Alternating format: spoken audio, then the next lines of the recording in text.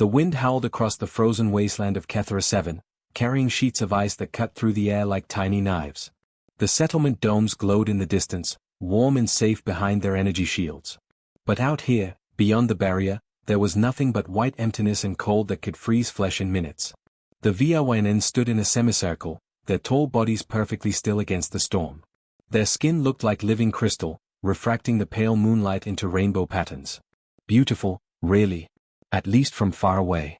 Up close, their faces held no warmth, no expression that any human would recognize as emotion. They simply stared down at the small form lying in the snow at their feet. The child couldn't have been more than 2 years old, maybe 3 in human terms. He was tiny, curled into himself, trying desperately to stay warm. His skin should have glowed bright blue, like all healthy VRYNN. That's what made their species so striking. They literally lit up from within, like living lanterns. But this child's glow was different. It flickered weakly, barely visible, like a dying light bulb struggling to stay on. Dim, broken. Defective. Elder Thrust stepped forward, his own bioluminescence blazing brilliantly. When he spoke, his voice carried no anger, no sadness, nothing. Just cold, calculated logic. The colony cannot sustain the weak. Resources are finite. This one's light is insufficient. He will drain more than he can ever contribute. The other VRYNN nodded in agreement. Not one of them looked away. Not one of them protested. This was simply the way things were done, the way they'd always been done. Logic over emotion. Efficiency over sentiment. The weak were left behind so the strong could thrive. The child made a sound then, something between a whimper and a cry. His small hand reached up toward the adults, fingers splayed, searching for comfort that wouldn't come. The VRYNN closest to him actually stepped back, as if the gesture itself was somehow offensive. The decision is made, Thruss announced. Without another word, the VRYNN turned as one and began walking back toward the settlement. Their footsteps crunched in the snow, perfectly synchronized, perfectly orderly. Within minutes, they disappeared through the energy barrier, and the child was alone. He tried to cry out, but his voice was swallowed by the wind. His dim glow flickered faster now, panic making it pulse erratically. He attempted to stand, to follow them, but his small legs couldn't hold him. He collapsed back into the snow, which was already beginning to pile up around his body. In an hour, maybe less, he'd be completely buried. In 2 hours, he'd be dead. Another failed genetic experiment swept away by nature. 3 kilometers away, completely unaware of the child's fate, Riley Brooks was having the time of her life. The 13-year-old crouched behind an ice formation, her breath fogging in the cold air, watching a cluster of ice moths dance around a thermal vent. These creatures were incredible. Their wings created actual musical notes when they flew, like living instruments. She'd been documenting them for weeks for her advanced biology project, and today she'd finally gotten close enough to record their mating song. Just a little closer, she whispered to herself, adjusting the recording device her dad had built for her.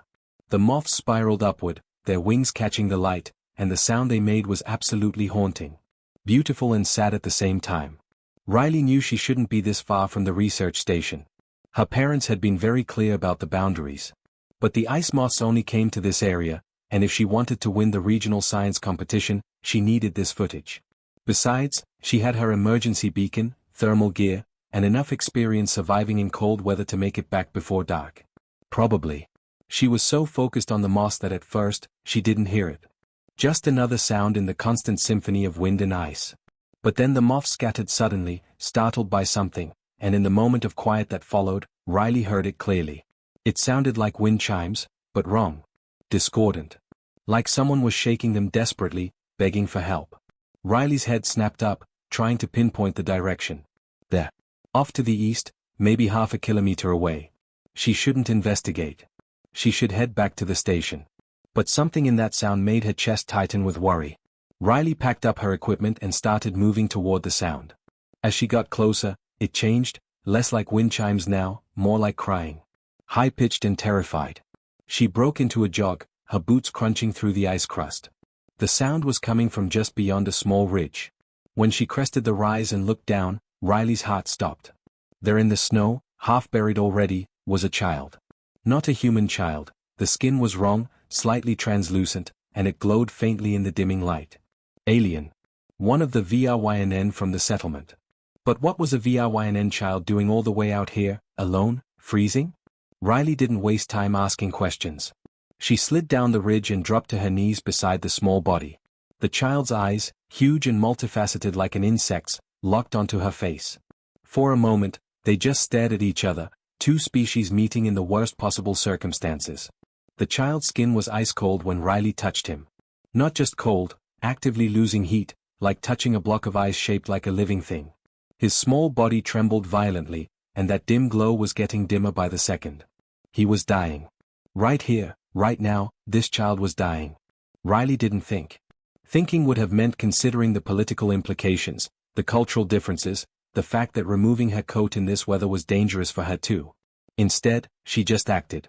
She stripped off her thermal coat and wrapped it around the tiny shivering form, pulling him close to her chest. The child weighed almost nothing, lighter than he should be, like his bones were hollow or made of something less dense than human bone. "I've got you," Riley whispered, even though she had no idea if he could understand English. "I've got you. You're going to be okay." The child made that wind chime sound again, but softer now, almost questioning. His small fingers gripped the fabric of her coat, and Riley felt something crack inside her chest. What kind of people would leave a baby alone in the snow to die? She activated her emergency beacon with numb fingers and started the long walk back to the research station. The alien child clutched against her chest, sharing what little warmth she had left. The storm was getting worse, and without her coat, the cold bit through her thermal underlayer within minutes. But Riley didn't put the child down. Not once. Not even when her arms started to ache and her teeth began to chatter. Whatever had happened, whoever had abandoned this child, Riley Brooks had found him. And that meant he was her responsibility now. She'd get him home, get him warm, and then they'd figure out the rest. One step at a time, through the blinding snow, carrying a light that refused to go out. The medical bay erupted into controlled chaos the moment Riley stumbled through the airlock doors, the alien child still clutched in her arms. Alarms blared as the temperature sensors detected the hypothermic readings from both of them. Dr. Helen Brooks looked up from her workstation, and for a split second, she just froze. Her daughter was blue-lipped and shaking. And she was holding a VRYNN child. "Mom, help him," Riley gasped through chattering teeth. "Please, he's so cold." Helen's training kicked in instantly. "Medical team to Bay 3, now. Jamie, get warming blankets. David, prep the pediatric pod." She rushed forward and carefully took the child from Riley's arms. The little VRYNN was barely conscious, his bioluminescence so dim it was almost invisible. "Riley, what happened? Where did you find him?" 3 kilometers east, Riley managed to say before a medic wrapped her in thermal blankets and guided her to a warming station. "He was just lying there in the snow. Alone. Mom, someone left him there to die." Helen laid the child in the specialized medical pod, her hands moving with practiced efficiency. But inside, her mind was racing. The VRYNN didn't lose children. They were meticulous, organized, controlled. If this child was out there alone, it wasn't an accident. As the scanning equipment hummed to life, the readings confirmed her worst suspicions. Severe hypothermia. Malnutrition. Signs of prolonged neglect. This child had been abandoned deliberately. "Get me Ambassador Patterson on the comm," Helen ordered. "And someone contact the VRYNN settlement. We need to know who this child belongs to." The response from the VRYNN came within the hour. Elder Thruss himself appeared on the main view screen, his crystalline face as impassive as ever. "The defective one," he said simply. "He was released according to our laws. You had no authority to interfere." Riley, now warmed and wrapped in her father's old sweater, felt rage bubble up in her chest. "Released? You left a baby in the snow. That's not releasing, that's murder." "Riley, let me handle this," Ambassador Patterson said gently, but there was steel in his voice as he turned back to Thruss. "With respect, Elder, this child was found on neutral territory, in distress, by a human citizen. We have every right to provide medical assistance to any being in life-threatening danger." "The child is VRYNN property," Thruss countered. "We demand his immediate return." "Property?" Helen stepped forward, her voice shaking with barely controlled fury. "He's not property. He's a living, breathing child. And he's staying here until I'm satisfied he won't be harmed." The transmission ended abruptly. The VRYNN had made their position clear. So had the humans. And caught in the middle was one small child who had no idea his survival had just sparked an interstellar incident. Riley refused to leave the medical bay. She pulled up a chair next to the pod and simply sat there, watching the child sleep. The medical staff tried to convince her to rest in her own quarters, but she wouldn't budge. Something about him pulled at her heart in a way she couldn't explain.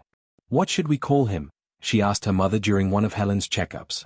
Helen paused, studying the child's faint glow. The VRYN don't name their young until they are 5 years old. Until then, they are just referred to by identification numbers. "That's horrible," Riley said softly. She looked at the child, at the way his bioluminescence pulsed slowly in time with his breathing. "I'm going to call him Spark. Because his light is small now, but it's still there. It hasn't gone out." Something remarkable began to happen over the next few days. Spark's condition stabilized, which was expected. What wasn't expected was how his bioluminescence started to grow brighter. Not by a little, by a lot. The medical team ran test after test, but VRYN biology was still relatively unknown to human science. Nothing in their limited database explained it. Helen watched through the observation window as Riley sat beside Spark's pod, telling him stories about Earth. About oceans and forests and animals he'd never seen. The child's eyes followed her movements, wide and curious. And his glow pulsed a little brighter each time Riley smiled. "It's her," whispered Dr. Tom Anderson, the station's xenobiologist. He'd been studying the data for hours. "Look at the correlation. Every time Riley enters the room, his luminescence increases by 15 to 20%. When she leaves, it drops again." Helen felt something click in her mind. Emotional response. "You think he's reacting to emotional stimuli?" "More than that," Tom said, pulling up a chart. "I think he needs it. The VRYN have spent centuries engineering emotion out of their species. They see it as inefficient, illogical. But what if their children are born needing emotional connection, and they've just been suppressing it?" "You're saying Spark wasn't defective," Helen breathed. "He was dying from loneliness." "Exactly.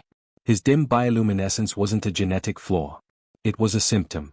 He was literally dimming because no one loved him." The implications were staggering. If this was true, if VRYN children needed emotional bonds to thrive, then the VRYN had been systematically destroying their own young for generations, all in the name of genetic purity and efficiency. Riley started spending every free moment with Spark. She read to him from her tablet, showed him pictures of Earth animals, sang songs her grandmother had taught her. And Spark responded. Within a week, he was sitting up. Within 2 weeks, he was trying to mimic her words. And his bioluminescence had grown so bright that he had to be moved to a shielded room to keep from disturbing other patients. The breakthrough came on day 16. Riley was teaching Spark about music, playing a simple melody on her portable keyboard. Spark watched intently, his head tilting from side to side. Then, suddenly, he made a sound. Not the wind chime cry they'd heard before. This was different. Higher pitched. Almost like. Did he just laugh? Riley gasped. Helen, who'd been reviewing charts nearby, dropped her tablet. She rushed to the observation window. Spark made the sound again, his whole body shaking with it, his bioluminescence flashing in rapid, joyful pulses. It was unmistakable. The child was laughing. That's impossible, Tom whispered, appearing beside Helen. VRYN don't laugh. They don't have the cultural concept. They don't even have a word for it in their language. But Spark was laughing now, reaching his small hands toward Riley, making grabbing motions like he wanted to be held. Riley looked at her mother through the glass, silently asking permission. Helen hesitated for only a moment before nodding. When Riley entered the sterile room and picked up Spark, the child wrapped his arms around her neck and pressed his smooth, warm face against her shoulder. The sound he made was like crystal bells singing. Pure joy. Pure trust. Pure love. Outside, Helen felt tears streaming down her face. Tom was openly weeping beside her. They were witnessing something that shouldn't exist. A VRYN child experiencing happiness.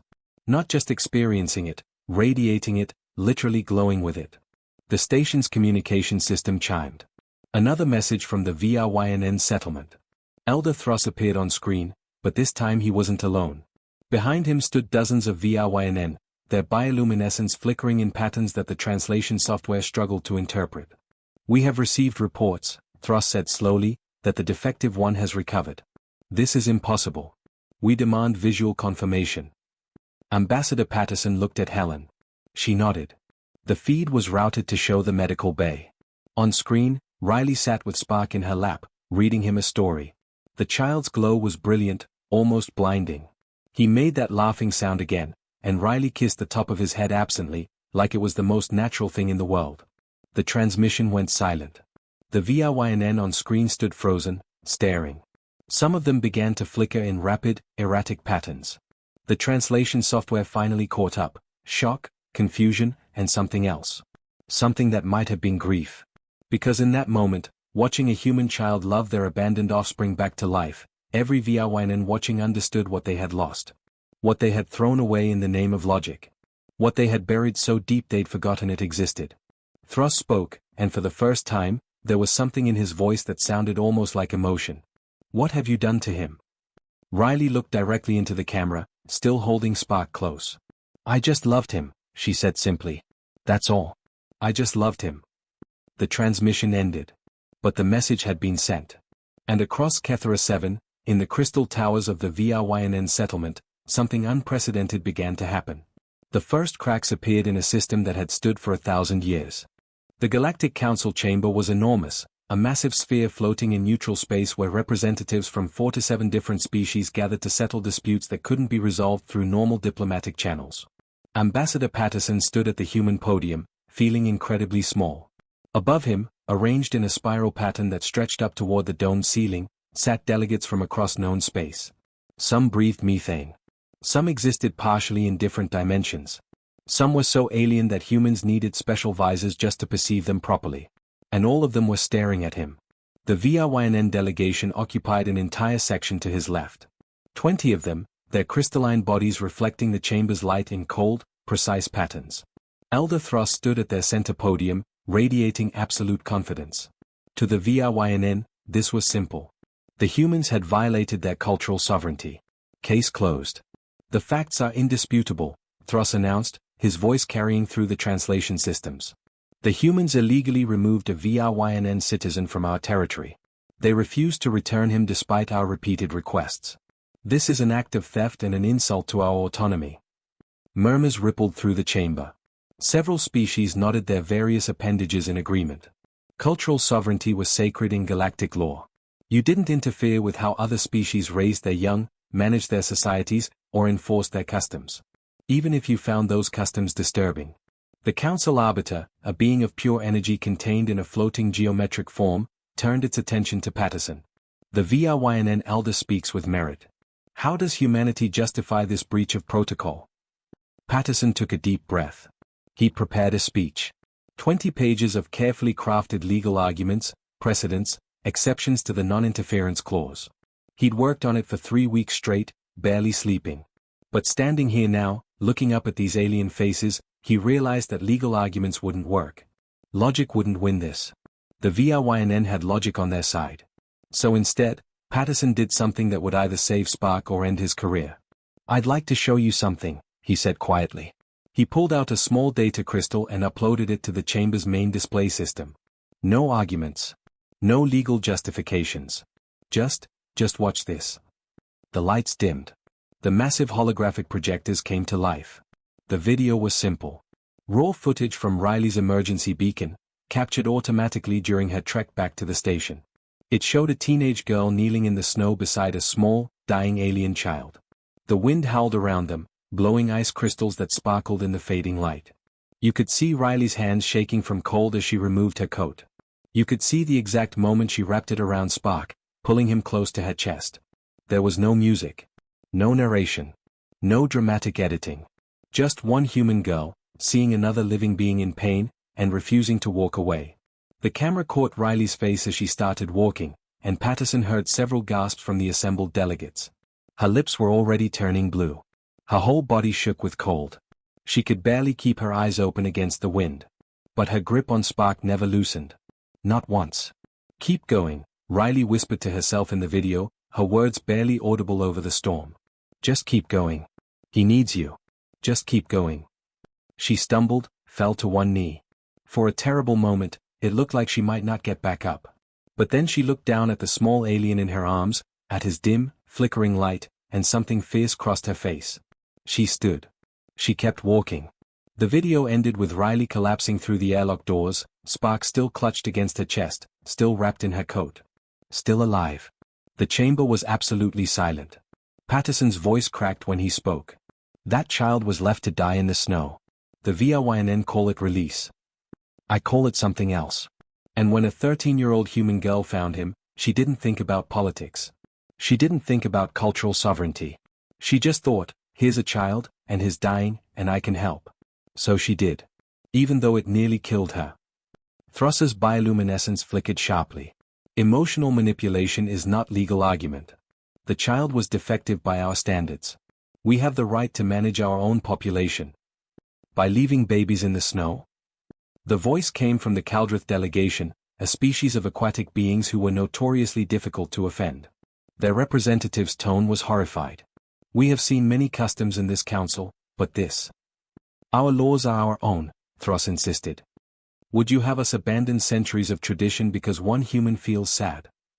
I would have you see what we see, said Ambassador Cathar of the Vesping Collective, a species that communicated through color changes in their skin. A child discarded.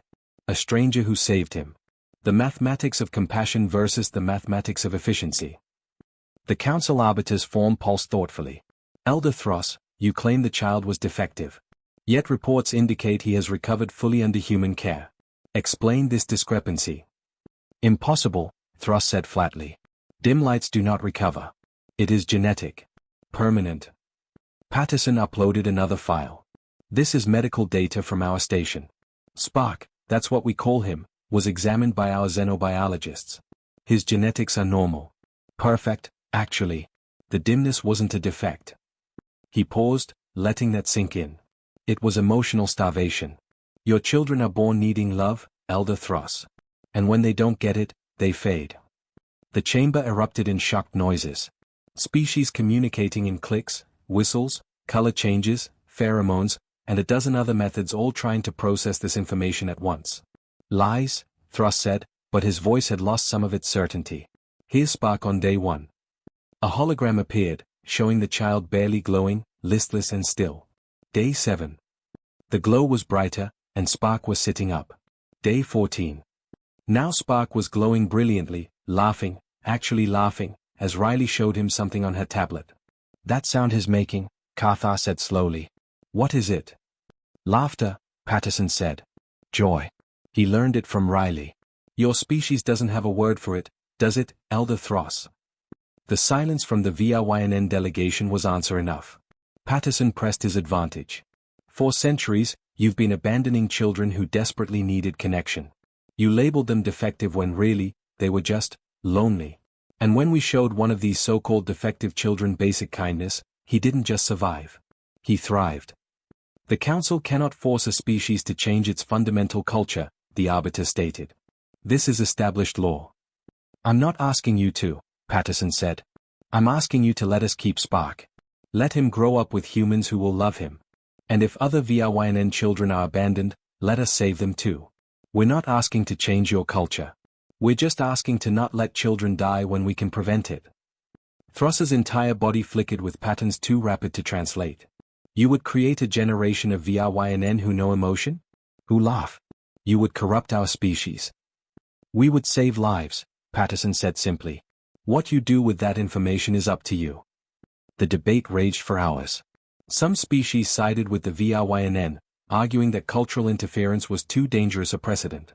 Others sided with humanity, disturbed by what amounted to systematic infanticide. The chamber grew heated, voices rising, translation systems struggling to keep up. Finally, the arbiter called for order. This council must deliberate. We will reconvene in 3 standard days. Back on Kethra 7, Riley sat with Spark in the recreation room, teaching him to draw. He was fascinated by colors, by the way crayons left marks on paper.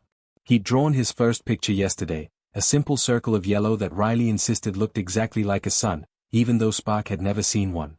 Up, Spark said clearly, reaching for Riley. It was his newest word. He had 7 now. Up, food, yes, no, Riley, light, and home. Riley picked him up, settling him on her hip like he weighed nothing. The council is deciding what happens to you, she told him quietly. But I promise, whatever they say, I won't let anyone hurt you again. Spark pressed his smooth forehead against hers, his glow pulsing in that steady, contented rhythm he only showed when he felt safe. Home, he said. Riley, home. Yeah, buddy, Riley whispered, her eyes burning with tears she refused to let fall. Riley home. 3 days later, the council's decision came through. But in those 3 days, something else happened. Something the council didn't know about yet. Something that would change everything. Videos of Spark, the before and after, the laughter, the joy, had leaked somehow onto the galactic networks. Billions of beings across dozens of worlds watched a VRYNN child learn to laugh. And on Kethra 7, in the crystal towers where VRYNN lived in perfect logic and order, something unprecedented occurred. Parents began asking questions. Dangerous questions. Questions about the children they'd released over the years. Questions about the dim lights they'd been taught to see as defective. Questions about what, exactly, they'd lost in the name of efficiency. The revolution was beginning. Not with weapons or warfare. But with one simple, devastating question. What if we were wrong? The first VRYNN warship appeared in orbit on a Tuesday morning. By Tuesday night, there were 12. By Wednesday, the entire moon of Kethra 7 was surrounded by a blockade that made interstellar news networks across the galaxy. The message was clear: nothing gets in, nothing gets out, and the humans had exactly 1 week to return the child. Riley stood at the observation deck window, staring up at the stars she could no longer see clearly through the shimmer of VRYNN energy shields. Spark was pressed against her leg, his small hand gripping her pants. He'd gotten quieter over the past few days, like he could sense the tension that had gripped the entire station. Big ships, Spark said softly, pointing upward. Yeah, buddy. Big ships. Riley picked him up, even though he was getting heavy. He immediately wrapped his arms around her neck and buried his face in her shoulder. His glow dimmed slightly, the way it always did when he was scared. Her father, Thomas Brooks, approached from behind. He was the station's chief engineer, a man who could fix anything mechanical but looked completely lost right now. Sweetheart, your mother and I need to talk to you. In private. Riley's stomach dropped. She knew that tone.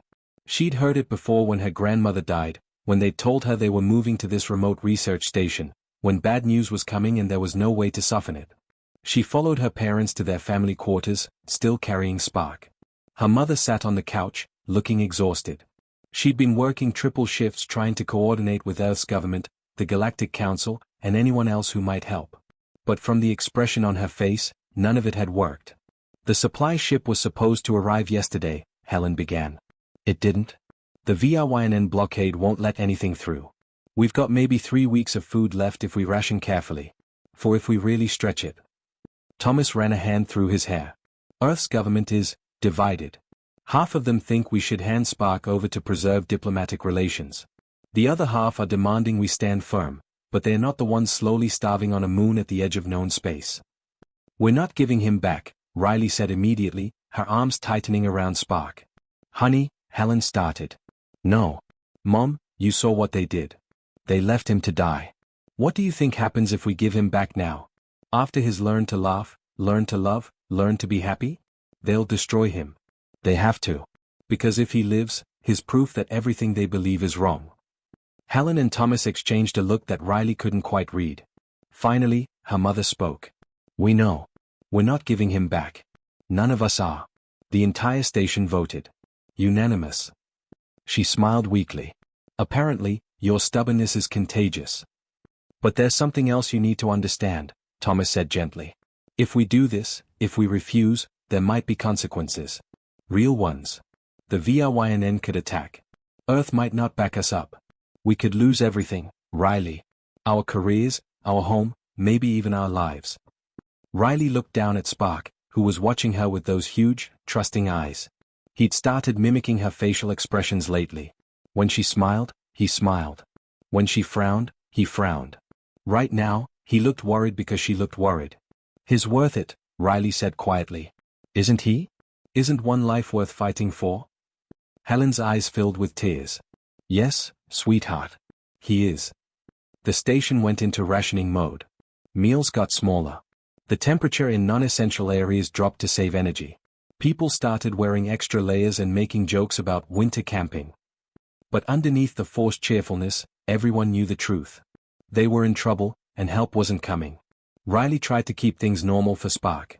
She still read to him every day, still taught him new words, still played simple games.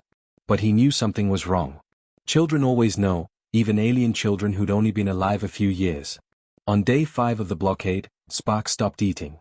"Come on, buddy, just a little bit," Riley pleaded, holding out a spoonful of the nutrient paste that the VRWN ate. The station had a small supply for him, but even that was running low. Spock shook his head. "Riley sad. Not hungry when sad." "I'm not sad, I'm just," but Riley couldn't finish the lie. She was sad. Terrified, actually. And Spock, who'd learned to read human emotions better than some humans, saw right through her. Helen came in, looking grim. "We need to talk to him. Explain what's happening. He's smart enough to understand some of it." So they sat down with Spock and tried to explain in simple terms. Bad people wanted to take him away. Good people were trying to protect him. But the bad people had stopped the food ships from coming. "My people?" Spock asked, his voice small. Riley's heart broke. "Yeah, buddy. Your people." Spock was quiet for a long moment. Then he said something that made everyone in the room freeze. "I go back. Then food comes." Riley not hungry. "No," Riley said immediately, pulling him close. "No, no, no. Spock, we're not trading you for food. That's not how this works." "But Riley needs food. Thomas needs food. Helen needs food." Spock's bioluminescence flickered anxiously. He'd only recently learned their names, was so proud when he got them right. "I make trouble. I go back, no more trouble." "You're not trouble," Helen said firmly, kneeling down to his level. "You're family. And family means we stick together no matter what. Do you understand?" Spock looked between the three of them, confusion and something else, maybe hope, flickering across his alien features. "Family?" "Family," Riley confirmed, hugging him tight. "Which means you're stuck with us, ration paste and all." That night, something extraordinary happened. A small shuttle, running dark with no transponder signal, slipped through the VRYNN blockade. It was ridiculously dangerous, the kind of flying that should have been impossible. But somehow, the pilot made it, landing in the station's emergency bay at 3 in the morning. The station's security team rushed to the bay, weapons ready, expecting an attack. Instead, they found a single VRYNN climbing out of the shuttle, her hands raised in a gesture of peace. She was young, her bioluminescence bright but flickering nervously. "My name is Lyra," she said in broken English. "I come, help?" "Yes, help. I bring information. Important information." Ambassador Patterson was woken up and brought to the bay. "You risked your life to get here. Why?" Lyra pulled out a data storage device. "These are videos. From VRYNN networks. Hidden networks, secret ones. Afterworld saw Spock, saw him laugh, saw him happy." She struggled for the words. "Many VRYNN have questions. Dangerous questions." She uploaded the files to the station's computer system. What they showed was stunning. Hidden forums where VRYNN parents shared stories about dim light children they'd released years ago. Archives of old medical records showing that dim lights had always existed, in roughly the same percentages, for centuries. And most shocking, footage from VRYNN cities showing small, illegal gatherings where VRYNN watched videos of Spock over and over, their bioluminescence flickering in patterns the translation software labeled as grief and regret. "You're not alone," Lyra said. "Many VRYNN think Elder Thros wrong. Think old ways wrong. But scared to speak." She gestured at the blockade above. This is not about one child. This is about Thros and others like him holding power. If they admit they wrong about Spock, have to admit wrong about everything. About thousands of children thrown away. "So they are willing to starve us to keep their secret," Thomas said. "Yes. But also no. They think you give up. Think humans too weak, too emotional." Lyra's bioluminescence pulsed with something that might have been determination. "They wrong about that too, yes?" Patterson smiled grimly. "Yeah. They're wrong about that." Lyra had brought more than just information. She'd brought supplies, as much as her tiny shuttle could carry. Food, medicine, equipment. It would buy them maybe another week. Not enough to break the blockade, but enough to keep hoping. "Why are you helping us?" Helen asked. Lyra was quiet for a moment. Then she said, "I had sister. 40 years ago. She was dim light. I watched them carry her to snow. I was too young to stop them. Too scared. But I remember her face. I remember her crying." She looked toward the medical bay, where Spock was sleeping. "When I saw video of your Riley, saw her wrap coat around dying child in snow, I thought, this is what I should have done. This is what brave looks like. She turned to leave, but Riley, who'd snuck down to the bay despite her parents' orders to stay in bed, called out. Wait. Will we see you again? Lyra's bioluminescence flickered in a pattern that the computer translated as hope mixed with uncertainty. Maybe. If I survive what comes next. Revolution is dangerous thing. But some things worth danger, yes? Some things worth fighting for. Yes, Riley said firmly. Some things are definitely worth fighting for. As Lyra's shuttle disappeared back into the darkness, slipping past the blockade with the same impossible skill, the humans stood together in the landing bay. They were still outnumbered, still outgunned, still running out of food. But they weren't alone anymore. Somewhere out there, in the crystal towers of the VRYNN cities, people were waking up. Asking questions. Remembering children they'd lost. The revolution wasn't just beginning. It was already here. The Galactic Council reconvened on the 8th day of the blockade. The chamber was even more packed than before, with dozens of species sending additional observers. What had started as a simple custody dispute had become something much bigger. The entire galaxy was watching to see what happened when unstoppable logic met immovable compassion. Elder Thros stood at the VRYNN podium, radiating cold confidence. He'd spent the last week making his case to every species that would listen. The humans had violated sovereignty. They'd stolen VRYNN property. They'd interfered in matters that weren't their concern. And now, by refusing to return the child, they were facing the natural consequences of their actions. The blockade will continue, Thros announced, until the humans see reason. They have less than 2 weeks of supplies remaining. When they grow desperate enough, they will comply with our lawful demands. Ambassador Patterson stood slowly. He looked different than he had a week ago, thinner, more tired. The stress of coordinating a station under siege showed in the lines around his eyes. But when he spoke, his voice was steady. The council must make a decision today. Not next week, not when we're all starving. Today. He pulled up a holographic display. These are the facts. A child was abandoned to die. A human child saved him. That child is now thriving in ways the VRYNN said was genetically impossible. And now, because we refused to send him back to the people who tried to kill him, an entire research station of innocent people is being slowly starved. They could end their suffering at any moment, Thros said coldly. Return what is ours. He's not a thing to be returned, Patterson shot back. He's a person. A child who learned to laugh, who calls my colleague's daughter family, who draws pictures of sons he's never seen because they make him happy. You can't unring that bell, Elder Thros. You can't take a child who's learned what love feels like and send him back to a society that thinks love is a genetic defect. The Arbiter's geometric form pulsed. The Council has reviewed all evidence. The medical data. The testimonies. The cultural arguments from both sides. It paused, and the entire chamber seemed to hold its breath. We find that while the humans did technically violate protocol by not immediately contacting VRYNN authorities, the child's life was in immediate danger. Preservation of life takes precedence over diplomatic protocol. Thros's bioluminescence flared angrily. You cannot. Furthermore, the Arbiter continued, we find that the practice of abandoning children deemed defective violates the Galactic Convention on Sentient Rights, Article 7, which prohibits the killing of juveniles who have not reached the age of conscious choice. The dim lights are not killed, Thros protested. They are released. If they survive, they survive. If not, it is natural selection. Leaving an infant in sub-zero temperatures without shelter or sustenance is killing, Ambassador Carthar said flatly. You may use different words, but the result is the same. Death by deliberate neglect. The chamber erupted in debate. Some species argued that cultural practices should be protected even when other species found them abhorrent. Others pointed out that there had to be limits, that some practices were simply wrong regardless of tradition. While the council argued, something was happening on Kethra 7. Something that would make their decision irrelevant. The VRYNN blockade, which had seemed impenetrable, suddenly wasn't. Ships began appearing from nowhere, small vessels, personal shuttles, transport pods. All of them VRYNN. All of them running dark, using the same impossible flying techniques that Lyra had used. And all of them were heading straight for the human research station. Multiple contacts, the station's tactical officer shouted. I count, 20, no, 30 vessels. They're coming through the blockade. Battle stations. Commander Williams ordered. All personnel to emergency positions.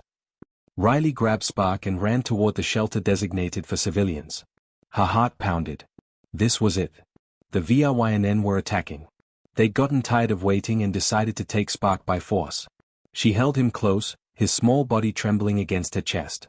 Riley scared, Spark whispered. Yeah, buddy. I'm scared too. But the ships didn't fire. Instead, they requested permission to dock. All 30 of them.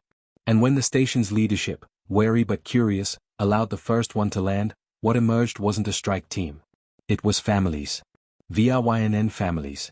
Parents holding the hands of dim-light children who glowed softly, uncertainly. Teenagers who flickered with nervous energy. Elderly VRYNN whose bioluminescence had dulled with age. The first to step forward was a VRYNN female carrying a small child who couldn't have been more than a year old. The baby's light was barely visible, just like Spark's had been. The mother's voice shook when she spoke. My daughter. They said release her tomorrow. I cannot. Not after seeing your videos. Not after seeing what love does. She held the child out toward Helen with trembling arms. Please.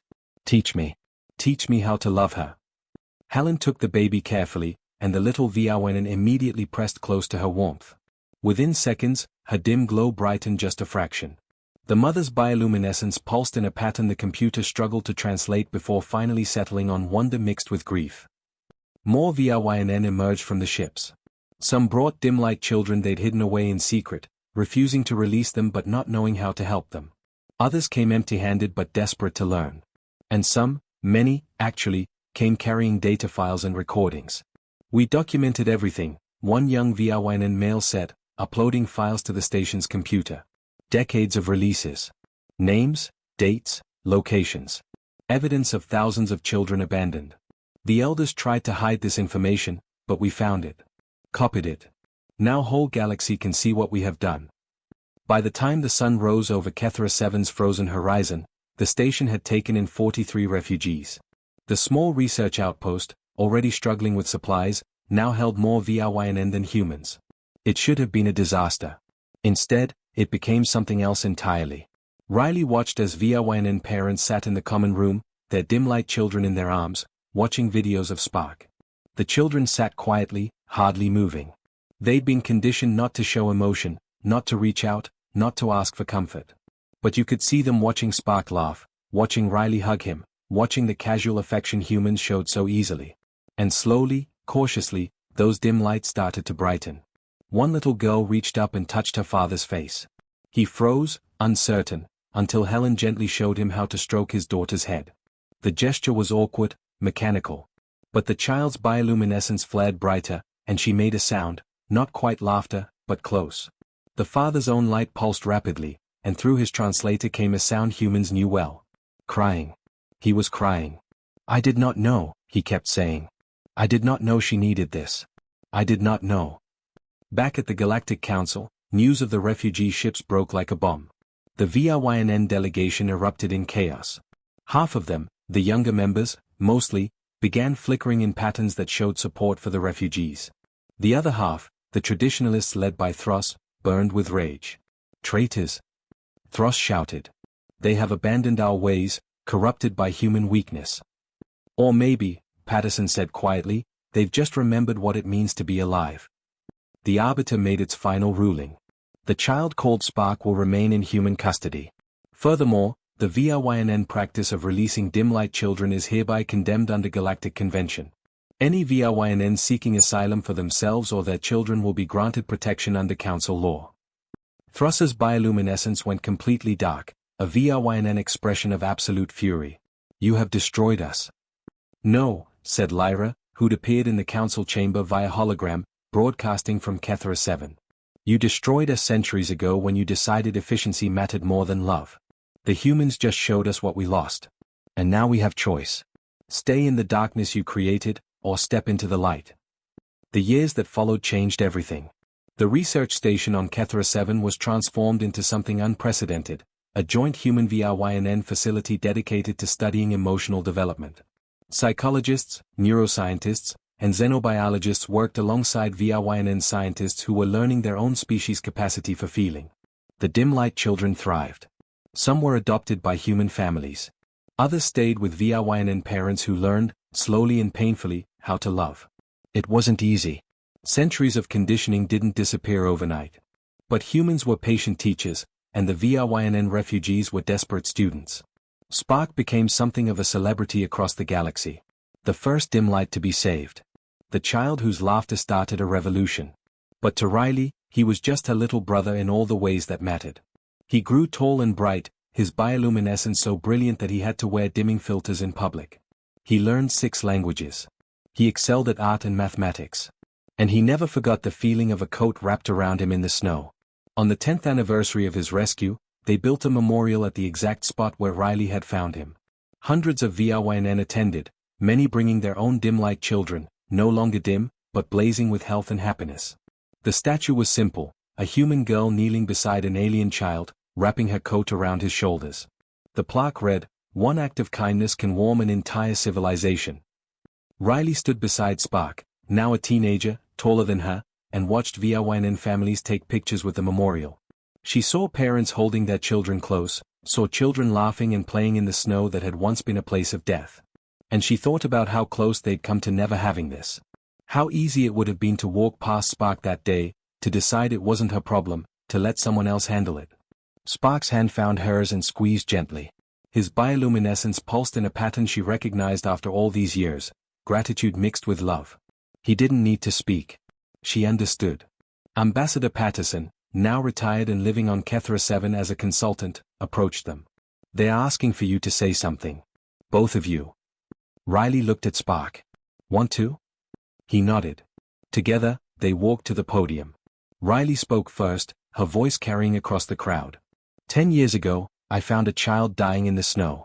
I didn't think about politics or culture or consequences. I just thought, here's someone who needs help. And I could help. So I did." She paused, looking at the sea of glowing faces before her. That's all any of us need to do. See suffering and refuse to look away. See someone who needs warmth and share what we have. That's not human nature. That's just being alive. Really alive. Spark stepped forward, his English perfect now, though he still spoke with that musical quality all VRYNN had. "I should not be here. By the old ways, I should have died that day. But Riley wrapped her coat around me. She shared her warmth. And now I share that warmth with others. This is what humans taught us. Warmth is not diminished by sharing. It multiplies. It spreads. One small light can start a fire that changes the world."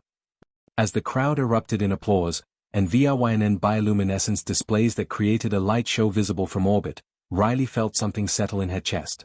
A certainty. A knowledge that whatever came next in her life, she'd done something that mattered. She'd saved a life. And in saving that one life, she'd helped save thousands more. Years later, when historians wrote about the VRYNN Renaissance, the cultural revolution that transformed their species from cold logicians into beings who balanced reason with emotion, they would point to complex factors. Political movements. Scientific discoveries. Economic pressures. But the VRYNN themselves knew the truth. It started with a coat. A human girl's coat, wrapped around a dying child in the snow. Everything else, the debates, the policies, the transformation of an entire civilization, flowed from that single moment of compassion. Because sometimes, saving the world starts with saving just one person. And refusing to let them freeze alone in the dark.